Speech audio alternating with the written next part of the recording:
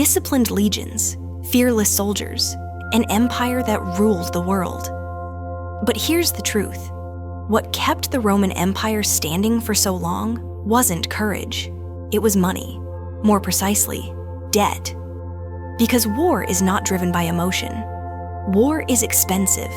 You have to feed soldiers, pay salaries, build roads, produce weapons, feed horses, construct siege machines. None of this works with emotion, homeland, honor, and glory. It works with money, and a lot of it. And Rome realized this very early. At first, everything was easy. So what went wrong? Listen carefully, I'll explain. In the beginning, the Roman army was made up of citizens. If you owned land, you were called to serve. You brought your own equipment, fought, and returned to your farm when the war ended. But as the empire expanded, wars dragged on. Front lines moved farther away. Fighting for a year and returning home became a fantasy. The army had to become professional. Soldiers started receiving salaries. They were modest but sufficient. They bought loyalty. Then something happened, and this became a turning point for Rome. Wars started making money. Rome realized something crucial. Conquest equals income. Every new territory meant new taxes, new slaves, new mines.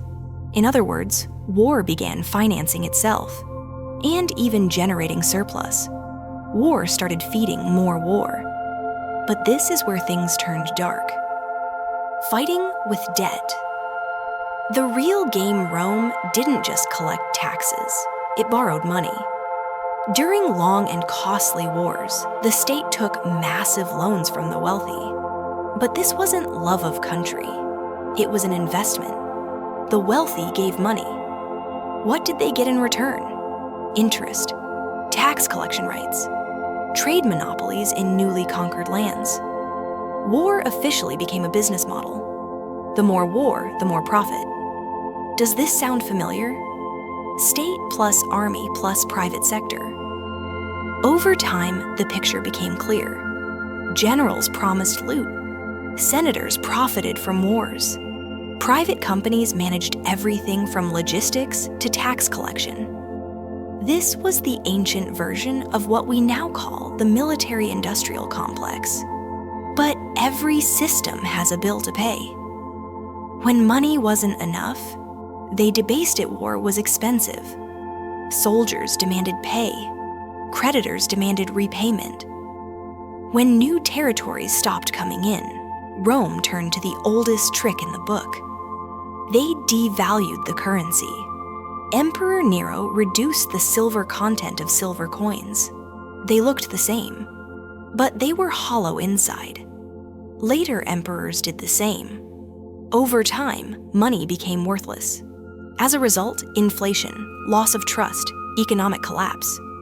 Who lost? Who won? Take a guess. The wealthy bought land, bought slaves, protected their wealth. The people paid more taxes, lived with worthless money, were conscripted, were crushed. This wasn't just a military collapse, it was a monetary collapse. What about today? Look around. Wars financed by debt, massive budget deficits, states operating through money printing and public-private schemes, companies getting rich through defense contracts, people getting poorer through inflation. Of course, Rome wasn't exactly like today, but the logic is identical. Rome's real lesson. This is it. Any system that expands endlessly eventually collapses under its own weight. There are no more lands to conquer. Money runs out, debt remains, and the state turns to squeezing its own people. Taxes increase. Money is debased further. People are distracted with bread and games. What do we call this today? Not extortion. We call it taxation. We call it monetary policy. We call it quantitative easing. But the result doesn't change. Money is printed. Debt grows. The rich buy assets. The poor get crushed at the grocery store. So what can we do? We can't exit the system, but we don't have to be blind. We must look at history, read, learn lessons, follow the money. Ask, who is winning? Because most people don't ask. They don't read. They don't listen.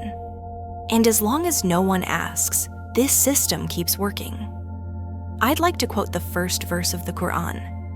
Read in the name of your Lord who created. One last thing. Empires don't collapse when gates are broken. They collapse when the math stops working.